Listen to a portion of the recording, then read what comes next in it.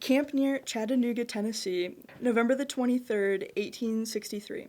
Well, Catherine, my love, I am happy to inform you that I am well as usual and the boys are the same. I hope these few lines will find you enjoying the same blessing.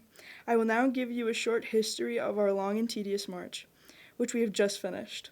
On the 22nd day of October, I took over our regiment at Buzzard Roost Station in Tennessee. We laid there until Monday morning, the 26th of October. We then started toward Tuscumbia, a distance of 17 miles. After we had gone about 3 miles, we overtook Forrest cavalry and drove them within 3 or 4 miles of Tuscumbia.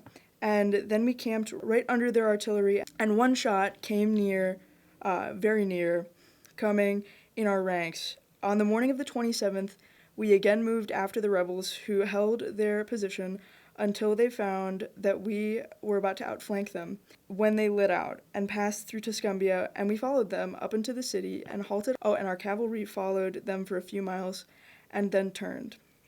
On the 28th, we marched back to Buzzard Roost and camped, and on the 29th, our regiment was ordered to guard the railroad. On the 30th, the whole corps started for Chickasaw Landing on the Tennessee River, and it rained all day, and we were wet to the hide and the air was cool, mud from shoe top to half leg deep. We marched all day and only marched about 3 miles, the roads being so bad that the train could scarcely get along at all. At dark we camped, and our company was ordered on the picket. On the 31st, after staying up all night nearly, drying our clothes and blankets, we started for the landing, which was still about 8 miles off, and we were not camped until 8 o'clock at night. On the 1st of November, being Sunday, we laid in camp and we were mustered about 2 months' pay, and John Arthur was sent to Eastport about 1 mile below us, not being able to go with us any farther. On the 2nd of November, we crossed the river on steamers and marched to a little place called Warsaw, about 2 miles from the landing, and camped. Early in the morning of the 3rd, we were on the march again, and after marching 16 miles, we were camped at a place called Gravel Springs. 4th, we marched to Florence, a beautiful little town, and camped after marching about 15 miles. 5th, marched to within 4 miles of Rogersville and camped. Marched through Rogersville and marched 15 miles beyond and camped, making 19 miles. The 6th, we marched 16 miles and camped on Anderson Creek.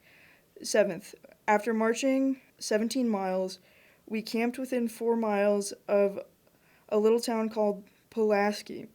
On the 8th, we passed through the town and marched 12 miles beyond it and camped at a little creek. 9th, after marching 18 miles, we camped at a large town called Fayetteville. 10th, we marched 17 miles and camped on a mountain at the mountain springs. These springs are very large. 11th, camped at the foot of a mountain after marching 16 miles. 12th, we camped near Maysville, Alabama after a 17-mile march. 13th, we camped on Paint Rock Creek. Here, a part of General Crook's cavalry were camped replacing a railroad bridge. William Henney and Robert Banton are there. They are well and hardy. 14th, we camped near Stoutsville, Alabama after marching 17 miles. 15th, we camped near Stevensville, Alabama after marching 18 miles. 16th, passed through Stevenson and camped 4 miles from the town after marching 9 miles. 17th, after marching 6 miles, we arrived at Bridgeport and camped and laid over the 18th, and on the 19th, we crossed the Tennessee River on pontoon bridges and marched 11 miles and camped at a place called Rock Cave Spring. This spring comes out of a cave in the rocks and is sufficient to drive 2 pairs of 20th. This day we marched over 22 miles and camped on the bank of the Tennessee River, about 1 mile from where the 73rd Ohio is camped. About half an hour after we camped, John C. Allton, my brother, came to see us. He looks to be nearly as large as Jeff Bishop. He was slightly wounded in the charge on Raccoon Mountain. The 73rd Ohio and a massed regiment drove 6 rebel regiments out of their entrenchments and took possession of the mountain and still hold it.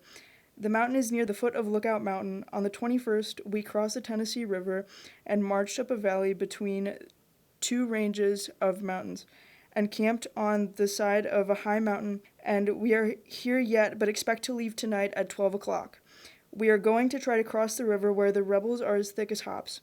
I went up on this mountain yesterday. From its summit I saw Chattanooga and our army, and the rebel army, both of their picket lines and lookouts, and Lookout Mountain commands the whole thing.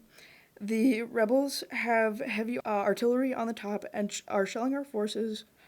On our march, we only drew half rations, but we were allowed to subsist on hogs, which were plenty all along the road. I now close, hoping this will reach you and find you all well. Write soon and direct to me, Company D, 30th Regiment, O.V.I, 2nd Brigade, 2nd Division, 15 Army Camp, Chattanooga, Tennessee.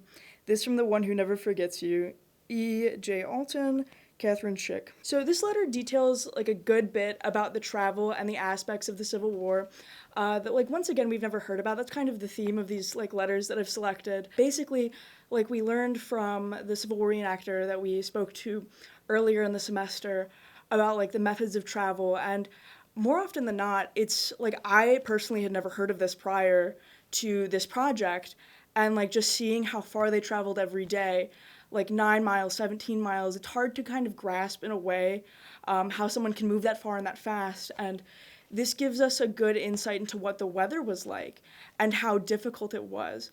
Obviously, like in the letters previous, we've talked about, or we've seen and we've read aspects of him being tired and worn out because they're marching so frequently that it's difficult to kind of subsist in a way, and it's a strenuous task. A lot of soldiers were without shoes, hats, coats, shirts throughout the war, and it's difficult in a way to fully understand the scope of the Civil War and its impact over a long span of time, keeping in mind that this war went on from 1860 to 1865. The impacts lasted, and a lot of soldiers didn't go home until around like 1865.